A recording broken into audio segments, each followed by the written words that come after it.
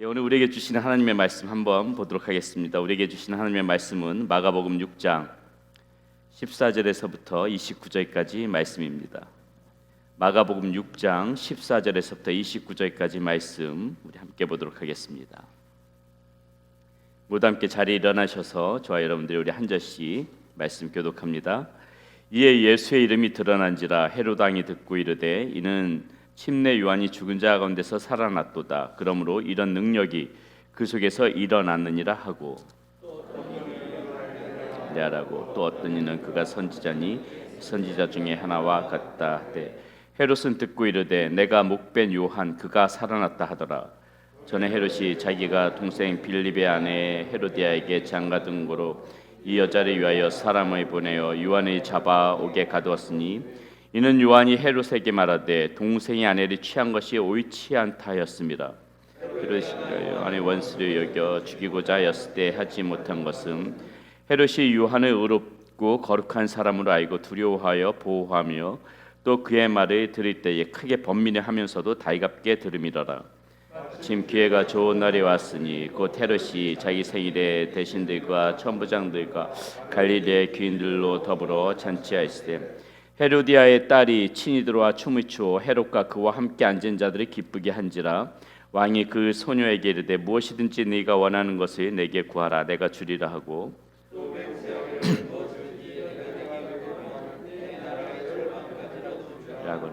그가 나가서 그 어머니에게 말하되 내가 무엇을 구하리이까. 그 어머니가 이르되 침례 요한의 머리를 구하라 하니 그가 그 왕에게 급히 들어가 구하여 이르되 침례 요한의 머리를 소반에 얹어 곧 내게 주기를 원하옵나이다 하니 왕이 심히 근심하나 자기가 맹세한 것과 그 앉은 자들로 인하여 그를 거절할 수 없는지라.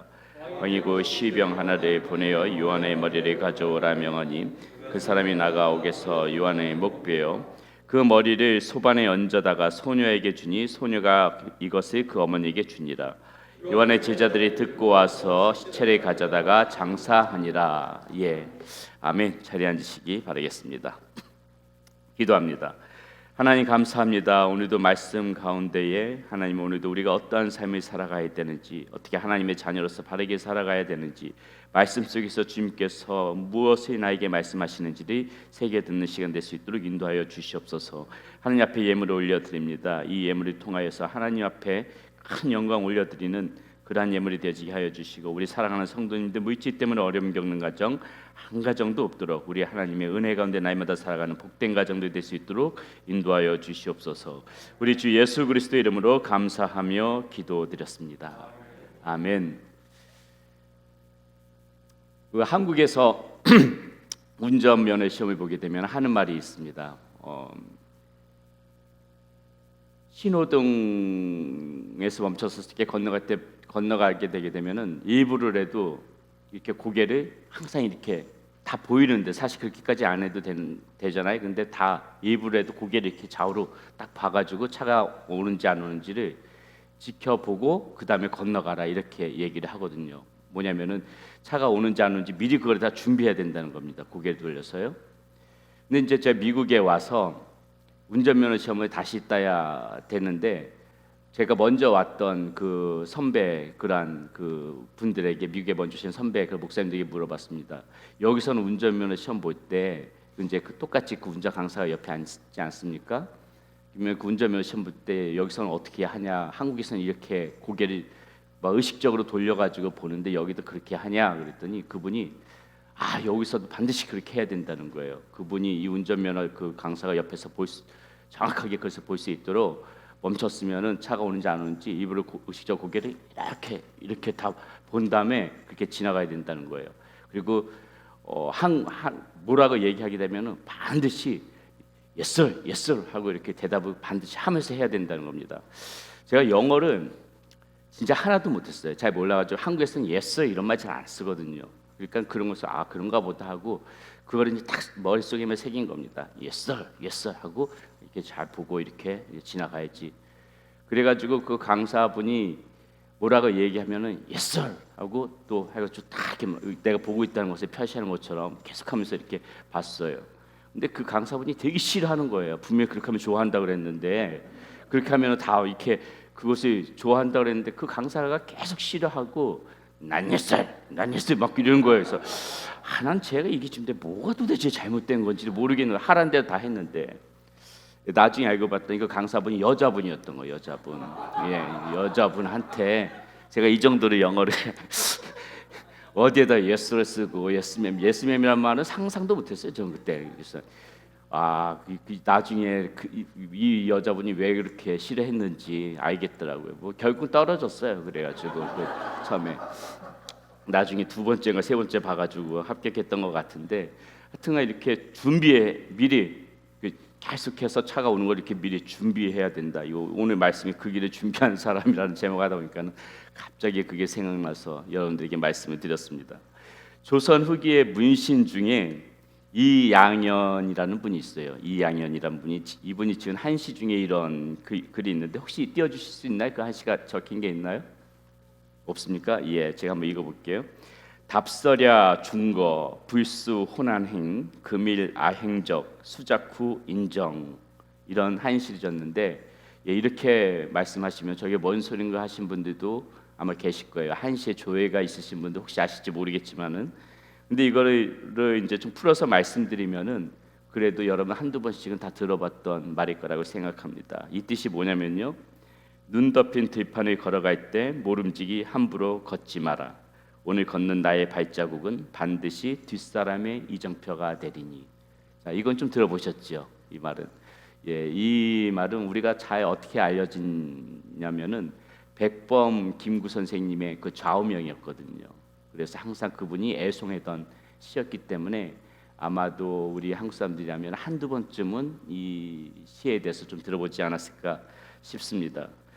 자, 여기에 보게 되면 이 시가 뭐예요? 앞서가는 자의 그러한 그 중요함과 그리고 앞서가는 그 사람의 그 고단함, 그런 것들이 이 짧은 시 안에 다 들어가 있는 거죠. 눈 덮인 들판을 걸어갈 때 모름지기 함부로 걷지 마라. 오늘 걷는 나의 발자국은 반드시 뒷사람의 이정표가 되리니. 예, 앞서가는 사람의 중요함, 고단함 다 이 시 가운데 있다고 보면 되겠습니다. 자, 그런데 우리가 보는 성경에도 보면은요, 이 믿음의 선조들을 보게 되면은 이렇게 앞서갔던 사람이 있었고 그 뒤를 따라가면서 그 사역을 더 펼쳐나갔던 사람들이 종종 우리 말씀 가운데 나오지 않습니까? 자, 우리가 좀 생각해 보면 어떤 사람이 있을까요? 모세가 그랬죠. 모세가 길을 개척했다면은 가나안 땅을 정복했던, 그 사역을 이어받아서 가나안 땅을 정복했던 사람은 누구였습니까? 여호수아였죠. 그렇죠? 모세가 미리 길을 준비해 놓고 닦아놨다고 보면 되는 거죠. 엘리야가 길을 닦아놓은 길을 엘리사가 그 사역을 이어받아서 사역의 빛이 발하였습니다. 다윗이 닦아놓은 길을 그 아들 솔로몬이 이어받아서 시국 평천화를 이룰 수가 있었지요. 마찬가지 스데반이 미리 준비했던 길 때문에 사도 바울이 어떻게 했습니까? 세계 전도로서의 그 여행을 할 수 있는 그 길들을 터나갈 수가 있었던 것 아니겠습니까? 오늘 보게 되면은 이 예수님의 사역 앞에서도 길을 미리 준비한 사람이 나오죠. 누구입니까? 오늘 말씀 가운데 나와 있는 침례 요한입니다. 침례 요한은 누구보다도 이 예수님의 사역의 길을 준비하기 위하여서 그렇게 하나님께서 지정하신 그런 사람이었다는 것이죠. 침례 요한은 앞서 거론했던 이런 사람들처럼 한시적으로만 예수님의 길을 준비했던 것이 아니라 침례 요한의 이 전 생애를 거쳐서 침례 요한은 오직 예수님만을 위하여 예수님의 길을 준비하면서 일생을 살아갔던 분이다. 그렇게 보면 될 것 같습니다. 그래서 우리는 오늘 말씀 가운데서 침례 요한이 그의 생애 동안에 예수님의 길을 어떻게 준비했는지를 우리는 한번 나눠볼 텐데요.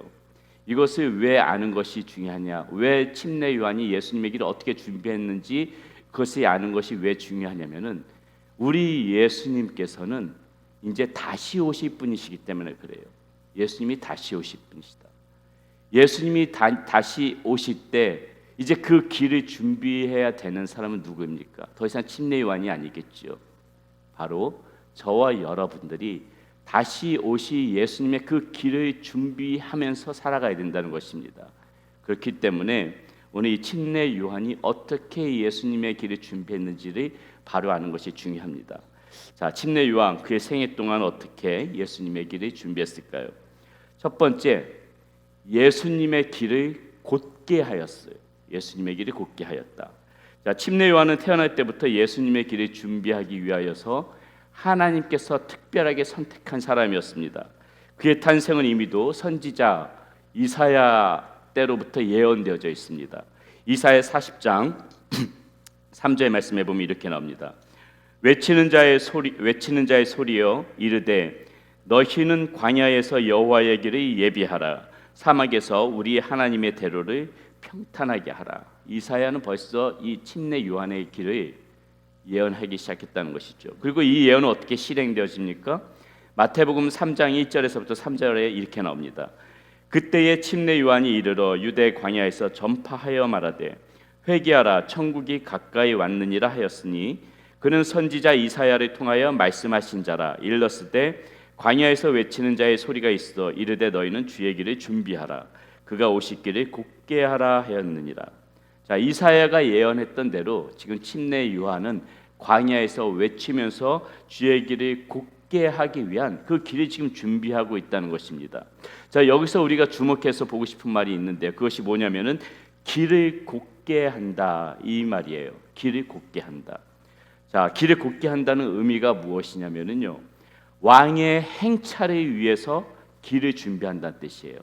왕이 지나갈 길을 그 행차를 위해서 미리 길을 준비하는 것을 보고 길을 곧게 한다. 이것이 그런 의미라는 것이죠. 우리는 모두 이 뜻을 잘 알 것이라고 생각합니다. 자, 옛날 조선시대 때 여러분 기억나시지요? 왕이 행차하면 사극 같은 데 보면 어떻습니까? 그 길을 준비하는 사람이 있습니까? 없습니까? 왕의 행차 앞에서 항상 앞서서 그 길을 준비하는 사람이 있어요. 그 사람이 뭐라고 외칩니까? 물러거라 왕의 행차시다. 이렇게 그 왕 앞에서 먼저 외치는 사람이 있다는 것이죠. 물러거라 왕의 행차시다 이렇게 외치게 되면 그 백성들이 무엇이 하다가도 어떻습니까? 바로 길 옆으로 벗어나서 무릎을 꿇고 머리를 숙이죠. 고개를 숙이는 것이죠. 자, 침례 요한이 지금 이것을 하고 있다는 것이에요. 침례 요한이 왕 앞에서 물러거라 이렇게 소리를 침으로 인하여서 미리미리 그 백성들로 하여금 길을 비우면서 고개를 숙이고 무릎을 꿇고 머리를 조아리면서 그분을 맞아들여라. 지금 침례 요한이 이것을 하고 있다는 것입니다. 그렇다면 요한의 입에서 이 물러거라 이거에 해당하는 말이 무엇이겠어요? 이 말을 들으면은 너희는 반드시 무릎을 꿇고 머리를 숙이고 그 왕을 맞아들여야 한다 하면서 그 외쳤던 침례 요한의 이 물러거라에 해당하는 그 말이 무엇이냐면은 바로 회개하라 천국이 가까이 왔느니라 이 말이었다는 거예요. 이것이 물러거라에 해당하는 말이었던 거예요. 자, 그렇다면 우리는 침례 요한이 어떻게 예수님의 길을 준비했는지 조금은 알 수가 있을 것 같습니다. 죄 가운데 살아갔던 수많은 사람들, 하나님의 목전 앞에서 굳은 마음으로 여전히 완악하게 살아갔던 그 사람들에게 이제 예수님께서 오셔서 너희들에게 회개를 촉구할 테니까는 처음 듣는 말이라 나는 그런 말 들어본 적이 없다 이런 말 하지 말고 내가 지금 너희에게 이 물러거라는 말 회개하라 천국이 가까이 왔느니라 이 말을 지금 너희에게 하고 있으니 직접 왕이 오셔서 그 말을 했을 때 버팅기지 말고 그 말을 받아들이라. 지금 침례 요한이 이 얘기로 준비를 하고 있다는 것이에요. 물러거라는 나의 이 말을 듣고 있는 너희는 예수님께서 너희 가운데 오셨을 적에 더 이상 머리를 뻣뻣이 들지 말고 그분 앞에서 고개를 숙이고 무릎을 꿇고 그분을 받아들이라고 침례 요한이 지금 이 말을 하고 있다는 말입니다. 실제적으로 예수님께서 어떻게 하십니까? 광야에서 사탄에게 사흘 밤낮 동안 시험을 받으신 후에 그분께서 공생의 기간을 이제 처음으로 시작하세요. 그러면서 오시면서 그분께서 예수님께서 하셨던 그 일성 첫 마디가 무엇이었습니까? 바로 이 말이었던 것이죠. 마태복음 4장 17절에서는 예수님의 이 첫 외침을 이렇게 밝히고 있습니다. 한번 같이 읽어보겠습니다. 시작. 이때부터 예수께서 비로소 전파하여 이르시되 회개하라 천국이 가까이 왔느니라 하시더라.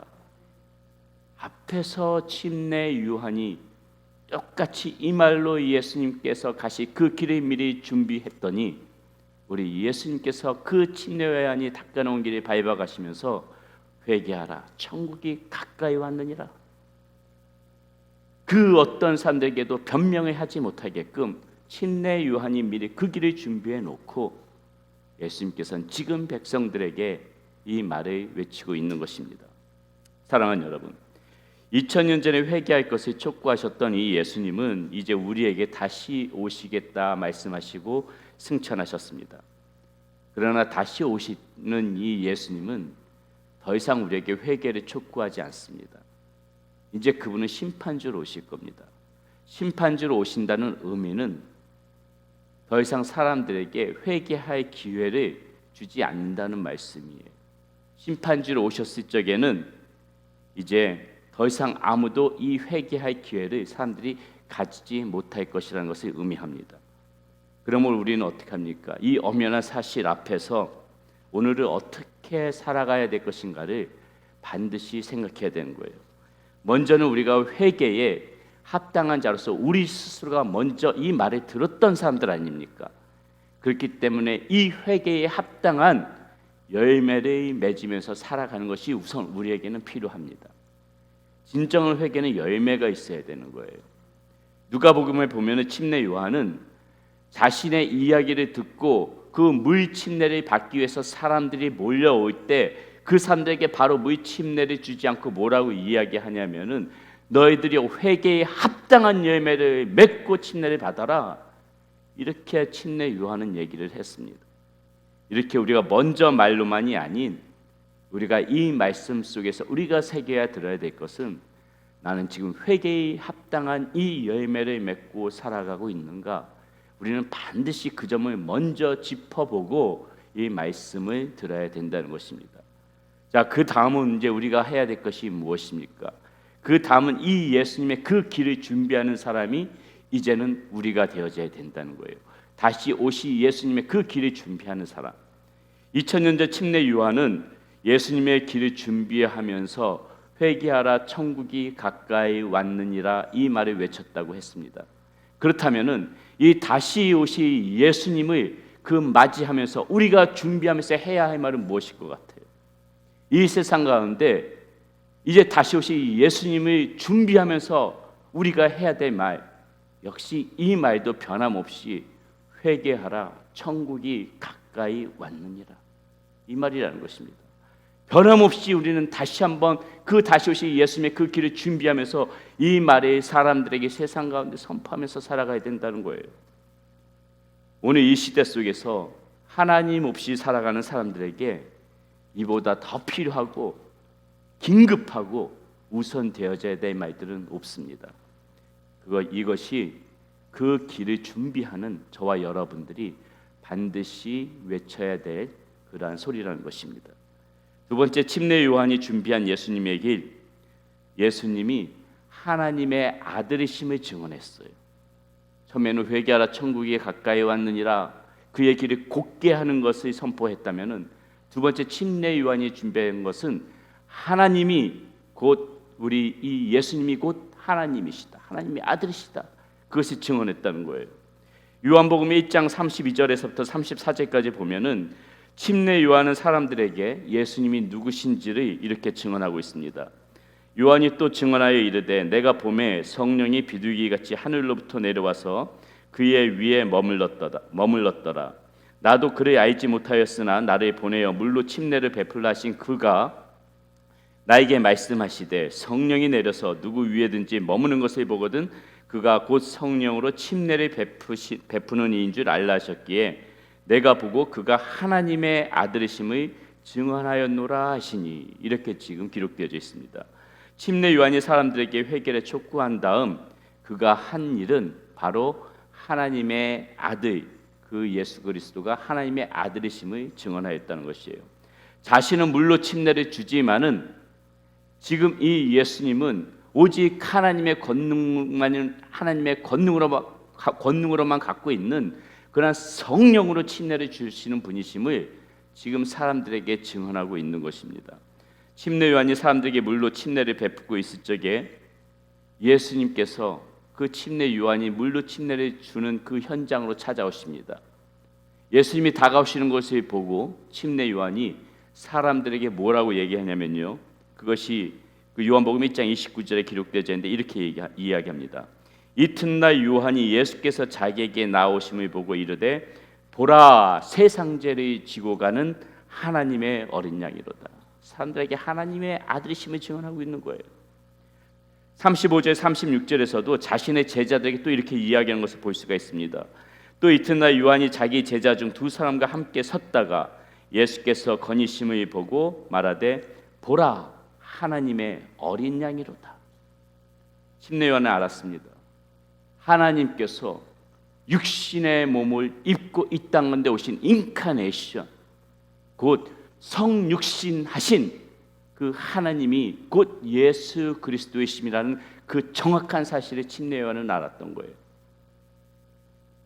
우리 가운데 인카네이션 하신 그 하나님께서 우리 가운데 오신 목적은 우리들을 구원하시기 위하여 우리가 지었던 모든 죄들을 대신 짊어지시기 위함이라는 것을 침례 요한은 분명히 알았기 때문에 그 많은 사람들 앞에서 보라, 우리의 모든 죄를 지고 가시는 어린 양이로다, 하나님의 어린 양이로다, 그렇게 이야기했던 것이에요. 이와 같이 우리 그리스도인들이 해야 하는 일, 분명하게 우리도 살아가면서 예수 그리스도가 어떤 분이신지를, 누구인지를 이제는 사람들에게 증언할 줄 알아야 된다는 것입니다. 그분이 곧 우리 가운데 오신 하나님이심을 분명하게 사람들 앞에 이야기해야 된다는 거예요. 오늘날 세상에는 많은 종교가 있습니다. 수많은 종교들이 있지만 아마 크게 세 가지 정도 우리 기독교를 제외한 종교를 이야기해보자면 불교, 이슬람교, 힌두교 이렇게 이야기할 수가 있을 것입니다. 모든 종교에는 그들의 나름대로의 각각의 구원의 방법이 다 있습니다. 불교에는요, 이 불교의 구원은 나 자신으로부터 해방되어져서 이런 무아적 존재가 되는, 무아적 존재라는 것은 내가 없다는 것이죠. 나 자신으로부터 해방되어져서 무아적 존재가 되는 것을 추구합니다. 그들의 표현대로 보자면은 이 무아적 존재가 되게 되면 성불을 하게 된다고 얘기해요. 그들의 표현입니다. 성불을 하게 되고 이 성불을 하게 되면은 열반에 이르게 되는데 그것이 구원이다. 굉장히 어려운 부분입니다. 나란 존재가, 내가 이렇게 호흡을 쉬고 숨을 쉬면서 살아가는데 나란 존재가 없다? 이건 우리의 어떠한 그 상식으로는 정말로 이거는 이해가 되어질 수 없는 부분이죠. 그런데 이들 표현에 의해서 열반에 이르기 위하여, 성불에 이르기 위하여 이 불교의 정말 그 고승들 같은 분들은 엄청난 수행을 하지요. 면벽수도, 무건수행, 굉장한 몸부림을 칩니다. 왜요? 자신이란 이 자아, 나란 존재, 육신의 몸이 짊어지고 간 이 나란 존재를 잊어버리기 위해서 그런 자신의 고행의 그런 길을 수행하면서 가는 것이죠. 이것이 불교의 구원관입니다. 이슬람교의 구원관은 철저한 율법 준수예요. 사나 죽으나 이 율법 안에 이 모든 것이 담겨져 있기 때문에 율법을 지키지 못하면 구원을 받지 못하는 것입니다. 그들이 세우는 수백 가지 수천 가지 율법을 지켜야만이 구원받을 수 있는 거기 때문에 이 율법에 까다롭고 냉정하고 엄격해요. 우리 선교사님, 사모님도 기도해 주셨지만 이 아프가니스탄의 이 여성들 아마 다 기사 보셔서 알 것입니다. 여성들의 탄압, 결국 근원은 무엇입니까? 그들의 극단적인 율법 가운데에 그것이 있기 때문에 그들이 그렇게 여성을 탄압하는 것이에요. 이들에게 율법 준수는 생명과 같은 것이기 때문에 그렇죠. 힌두교의 구원과는 불교와 비슷합니다. 그들은 말해요. 욕망과 이 감정으로부터 초연해져서 이 자아가 탈피해져서 그들이 신을 섬기고 있는 이 브라만과 합일이 되어질 때 구원을 받을 수 있다. 이 브라만은 이들이 말하는 절대적인 신이에요. 우주의 근원이면서 궁극적인 시체라고 이야기합니다. 어떻게 보면 불교랑 비슷하죠. 우리 인간 가운데는 누구나 다 욕망과 감정이 있지 않습니까? 근데 이 욕망과 감정을 초월해야 된대요. 이 가운데서 자아가 타협해야 된대요. 그래서 이 브라만과 합의를 해야 된대요. 말은 좋은데 이것이 되냔 말이에요. 자, 이들 종교의 구원을 가만히 살펴보게 되면은 서로의 공통점이 있어요. 서로의 공통점. 그것이 무엇입니까? 바로 아래에서부터 위로의 구원이에요. 아래에서부터 위로 찾아가는 구원. 무슨 말입니까? 우리의 노력으로, 우리의 힘으로 이 아래에서부터 바둥바둥거려 가면서 위에 계신 이 자신들이 믿는 절대적인 이 구원의 신들을 만나야 된다는 것이죠. 철저하게 자신들이 그것이 어떤 자신의 어떤 그 존재를 잊어버리는 고행이든 율법이든 어떤 욕망과 감정이든 그 모든 것들을 다 자기들이 컨트롤해 가면서 아래에서부터 쫓아 올라가서 발버둥 쳐서 이 위의 신을 만나야 된다. 이 두 종교의 다 공통점이 바로 이것입니다. 그러나 여러분, 이 노력이 가상하긴 하지만은 이 죄의 본성을 가지고 있는 이 인간의 노력만으로 과연 이 신이 만족할 만한 그 경지에 이를 수 있을까? 이건 여전히 의문이 되는 거죠. 그것이 가능하겠냐고요. 그러나 여러분, 우리 기독교는 어떻습니까? 어차피 하나님께서는요, 우리의 노력만으로 하나님께서 만족할 만한 그러한 수준에 우리가 도달하지 못할 것을 하나님께서 너무나도 잘 알고 계시는 거예요. 이 타락한 인간에게 흐르고 있는 이 죄의 오점은 어떠한 경우에도 씻어질 수 없는 부분이라는 것을 우리 하나님께서는 아세요. 그리고 이 타락한 우리의 죄의 본성 때문에 우리가 아무리 발버둥 치면서 노력을 한다 한들 하나님의 그 수준에 도달할 수 없을 것이라는 것을 우리 하나님께서는 너무나도 잘 알고 계시는 거예요. 세상 모든 종교들처럼 구원에 이르기 위하여서 아래서부터 위로 올라오는 것은 불가능하다는 것을 우리 하나님께서는 너무나도 잘 알고 계시기 때문에 인간이 위로 올라오기를 기다리는 것이 아니라 하나님께서는 어떻게 하시는 거예요? 친히 위에서부터 아래로 내려오신 거예요. 세상의 모든 종교들은 아래에서부터 위를 쫓지만은 우리가 믿는 이 하나님, 우리의 이 기독교는 위에 계신 하나님께서 아래로 내려오셔서 우리들을 만나 주셨다는 것에서 큰 차이가 있는 겁니다. 그리고 이 땅 가운데 오신 예수님, 바로 인카네이션 하신 그 예수님은 어차피 우리의 힘과 능력과 공로로서는 무엇이 한다 한들 그 하나님의 수준에 구원에 이를 수 있는 그 수준에 도달할 수 없음을 알기 때문에 그것을 우리에게 요구하는 것이 아니라 오직 믿음으로만 내가 너희들이 사랑하여 이 인카네이션한 예수님을 너희들이 영접하고 받아들이는 그 믿음을 가지게 된다면 내가 너를 구원하리라 하는 그 은혜를 우리에게 열어주신 거예요. 우리의 힘과 공로, 능력 이런 걸 따진다면 다른 세상 종교처럼 그것을 따지서 간다면 절대로 우리는 구원을 받을 수가 없는 것입니다. 오직 하나님의 은혜로 위에서부터 아래로 내려오셔서 우리의 처지를 다 이해하신 분이셨기 때문에 그것이 가능하다는 거예요. 사랑하는 여러분, 그러므로 우리가 천국이 가까워왔다 누군가에게 이렇게 이야기를 했다면 그 다음 우리가 해야 할 일은 무엇입니까? 이제는 이 천국에 우리가 어떻게 들어갈 수 있는지를 얘기해야 되죠. 세상 사람들에게 천국이 가까이 왔습니다. 아, 그래요? 그럼 그 천국은 어떻게 들어가야 되는데요? 이 말을 준비해야 된다는 거예요. 이 이야기를 할 줄 알아야 된다는 거예요.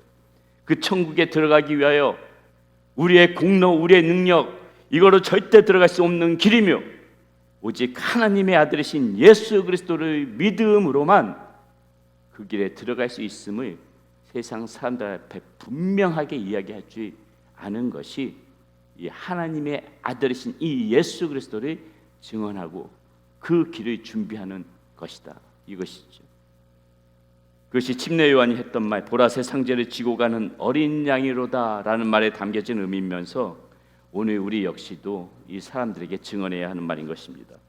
그 길을 준비하는 사람, 하나님의 아들이신 이 예수 그리스도를 믿어야만 구원에 이를 수 있다고 그것을 증언하는 사람이 바로 그 길을 준비하는 사람이라는 것입니다. 자, 마지막으로 침례 요한이 준비한 예수님의 길, 예수님의 죽음을 준비하셨어요. 예수님의 죽음. 자, 침례 요한은 그동안의 삶에 비춰보면은 그의 죽음이 어떻습니까? 너무나도 허망해 보입니다. 오늘 우리가 이 본 말씀은 예수님의 죽음을 다루고 있는 본문이 침례 요한의 죽음을 다루고 있는 본문이에요. 자, 당시 이 지역을 다스리고 있던 왕은 헤롯 대왕의 장남인 헤롯 안티파스라는 왕이었어요. 헤롯 대왕의 장남입니다. 이 장남인 헤롯 안티파스가 자신의 이복 동생 헤롯 빌립과 재혼을 했어요. 어떠한 경로로 재혼을 했는지는 잘 몰라요. 그런데 여기서 이 침례 요한이 뭐라고 이야기하냐면은 당신이 동생의 아내를 취한 것은 옳지 않다 하고 직설적으로 이에 직언을 해버려요. 헤롯의 심기가 불편했지만은 그보다 더 불편한 심기를 가졌던 사람은 바로 헤로디아였습니다. 재혼했던 여자 헤로디아. 오늘 본문 19절 20절은 그런 헤로디아의 마음을 잘 표현해 줍니다. 한번 보겠습니다. 헤로디아가 요한의 원수를 여겨 죽이고자 하였을 때 하지 못한 것은 헤롯이 요한을 의롭고 거룩한 사람으로 알고 두려워하여 보호하며 또 그의 말을 들을 때 크게 번민을 하면서도 달갑게 들음이로라. 자, 헤롯은 헤로디아가 요한을 어떻게 생각하는지 잘 알고 있었지만 그를 죽일 수는 없었습니다. 그는 정치가였기 때문에 이 유대 민중의 여론을 무시할 수는 없었던 거예요. 그런데 여기서 문제가 발생합니다. 문제가 발생해요. 그가 잔치를 배설한 자리에서 헤로디아의 딸인 살로메가 춤을 추는데 그것이 헤롯의 마음을 너무 기쁘게 해요.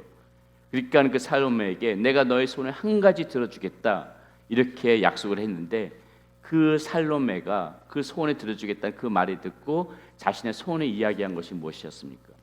바로 침례 요한의 머리였어요. 이래서 침례 요한은 허망하게 역사의 뒤안길로 사라집니다. 그러나 이 침례 요한의 죽음을 보면서 우리는 예수님과의 공통점을 느낄 수가 있어요. 볼 수가 있습니다. 자, 둘 다 하나님의 나라를 선포하다가 젊은 나이에 죽었습니다. 둘 다 악한 세력의 음모에 빠져서 죽었어요. 죽음에 이르는 전개 과정도 비슷합니다. 예수님에게 십자가 처형 명령을 내린 빌라도는 그 예수를 석방시키려고 일시적으로 노력을 했습니다. 헤롯이 요한을 거룩한 사람으로 알아서 죽이지 않으려고 했던 것과 똑같은 것이에요. 유대의 지도자들이었던 대제사장, 바리새인, 서기관 이런 사두개파 사람들은 어떻습니까? 이 예수님은 사형을 받아야 한다고 그렇게 부추기면서 빌라도를 부추기면서 그렇게 주장을 했습니다. 헤로디아가 헤롯을 부추겨서 이 요한의 그렇게 음모를 꾸며서 죽이게 했던 것과 같은 이치이죠. 선지자인 요한이 악한 세력에 의해서 이렇게 참수형을 당한 것처럼 어떻습니까? 예수님도 똑같이 십자가에서 처형당하셨습니다.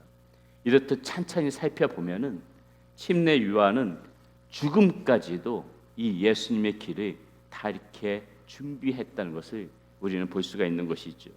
사랑하는 여러분, 오늘 우리가 살아가는 이 세대 여전히 선지자와 하나님의 아들을 죽이려는 세대에 우리가 살아가고 있다는 것을 알아야 합니다.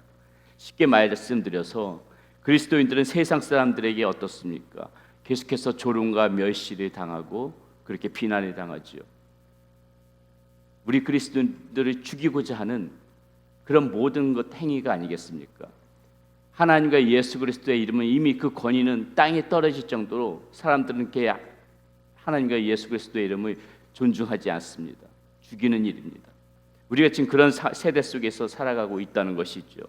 자, 이 세대의 풍조와 사상이 어떠하든지 간에 우리가 이 예수님의 길을 준비한다는 것은 무엇입니까?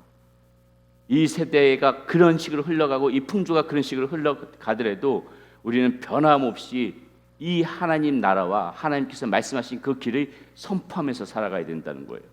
그 과정 중에서 수많은 비난과 위협이 있을 수 있습니다. 그 과정 가운데서 원만했던 관계들이 깨질 수도 있어요. 어떤 분들의 직장에서, 어떤 분들의 학교에서 그렇게 좋은 관계를 이루지 못할 수도 있습니다. 여러분, 그런 어려움이 있음에도 그것을 감수하면서 우리의 이 사명, 하나님의 나라와 진리를 선포하면서 살아가는 그것이 곧 우리의 죽음인 거예요. 그것이 곧 우리의 죽음인 겁니다. 이런 죽음이 곧 그 길을 준비하는 사람의 모습이라는 거예요. 말씀을 정리하겠습니다. 우리 찬양팀 준비해 주시고요. 침례 요한은 이렇게 전생에 걸쳐서 예수님의 길을 준비한 사람이었습니다.